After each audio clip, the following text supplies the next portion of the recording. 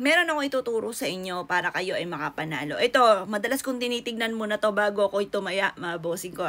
Subukan nyo lang din to, mga boss, ha. Ngayon pa, mga boss, pero hindi pa ako nananalo ng talagang jackpot talaga. Pero lagi ako nananalo ng 5 numero, mga bossing. At pag pinagsama-sama mo to, malaking tulong na rin po yan. Malaki na rin po yan. Ngayon pa, mga bossing, eto, tinitingnan ko po muna yung kung sino yung nagpapataya. Siyempre, di babae ako tataya.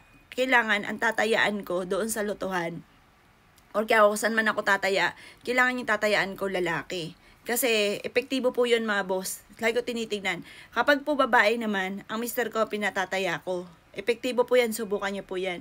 Tapos, tinitingnan ko kung saan nakaharap yung lotohan. Dapat nakaharap siya sa may silangan. Doon ako lagi tumataya.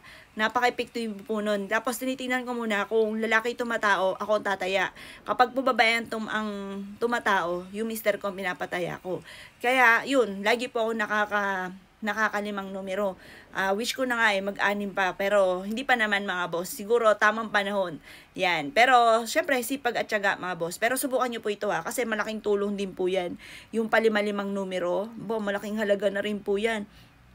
Or kaya gawin nyo po yung bilang 7. Halimbawa, kailan mo ito mapapanood. Magbibilang ka pabalik. Tapos, isa sa mga numero doon, may lalabas po doon. Or kaya 3, palitiket, yung mga ganon, may lalabas po doon. Yan. At napaka-epektibo po niyan. Subukan nyo yan, ha, bago ka tumaya. Basta titignan nyo muna yung location po niya. Kasi minsan may alat na location. Kahit tumaya ka na tumaya doon habang buhay, hindi ka talaga makapanalo. Palitiket, swertihan pa. Diyos ko po, Lord. Ang laki na natalo mo, pero yun nga po, madalas palitiket lamang. Or kaya po, talagang bokya. May mga location na maswerte naman. Kaya para sa akin, mga boss, yung nihatayaan namin dito, mga bossing ko, ay nakaharap siya sa may silangan. Tapos tinitingnan ko lagi kung sino yung nagpapataya. Kapag akong tataya, dapat lalaki nakapwesto po doon. Kasi sabi, kombinasyon nga daw, lalaki at babae, mga bossing. Ganon din po sa pagtaya. Subukan niyo po yan, ha, tinuturo ko. Pero isikreto nyo lang kapag tataya ka. Kasi madalas nauudlot. Ang mga pinagsabi nyo po ito, pwede i-share yung ating video para malaman ng iba.